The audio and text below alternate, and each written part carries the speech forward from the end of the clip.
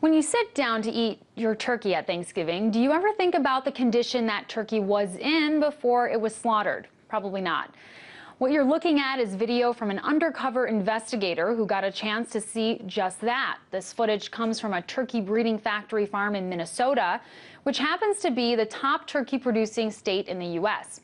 The conditions at this particular farm are almost unbearable to watch. There are 25,000 female turkeys that are locked in close quarters where they suffer from a variety of ailments that are outright neglected. In one instance, the video shows how hens get entangled in their nesting machines, often getting stuck by their wings, head, or feet. And their injuries are sometimes so severe that they die immediately. To talk a little bit more about these conditions and what people can do to ensure these bad practices stop, I'm joined by Erica Meyer, Executive Director of Compassion Over Killing, which is the organization that brought us this footage. Erica, thank you for joining me. Thank you so much for having me on. Absolutely. So first of all, this video, it was just, for me, I could barely get through it.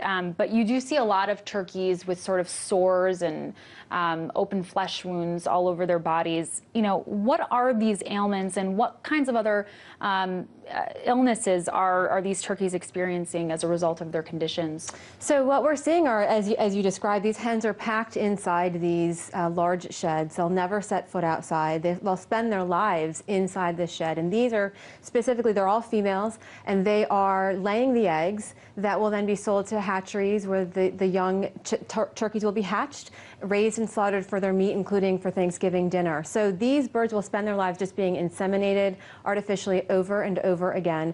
And the squalid conditions that they're living in are causing some injuries to their feet, making it very difficult to walk. You can see in the video they have irritations all over their heads, making it difficult for them to see. And in some cases, the injuries are caused by the machine and the equipment itself inside the facility, with broken wings, it appears, or other injuries throughout their bodies. That's definitely heartbreaking to see.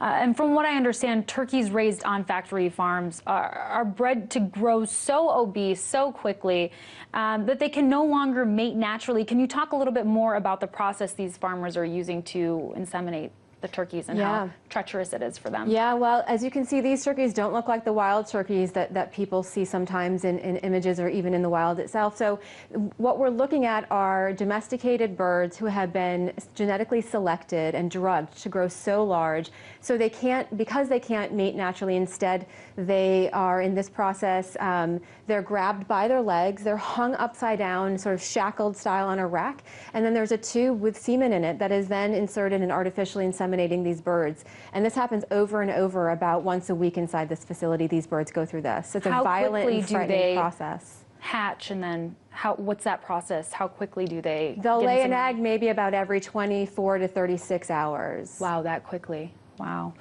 Well, interestingly, we wouldn't have even been able to see any of this video had an ag gag law been in place. And I know there was one on the table in 2011, and thankfully it did not get passed.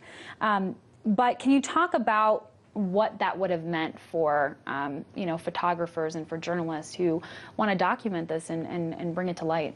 Sure. Well, these ag-gag laws that you talked about, these are bills being introduced in different states across the country, and they are clearly attempts to stop these undercover investigations from happening and to stop the American public from seeing where their food is actually coming from and what's going on behind the closed doors of animal agribusiness. And it's intended specifically so these videos won't be seen. And in 2013, 11 states introduced these so-called ag-gag laws, and thankfully in all 11 states they were defeated. They'll most likely be introduced again in 2014, and I think the extent to which the animal agribusiness industry is willing to go this desperate length to shut out the American public from seeing what's happening proves that it indeed has something to hide. Absolutely. And what kinds of rules and regulations are in place right now on these factory farms? Like, for example, this farm, I forget the name of it, but did they legally do anything wrong? Can they legally be held? That's a fantastic question, and that's one thing I think is definitely a misunderstanding with consumers, is they presume that there is some sort of level of protection for these animals.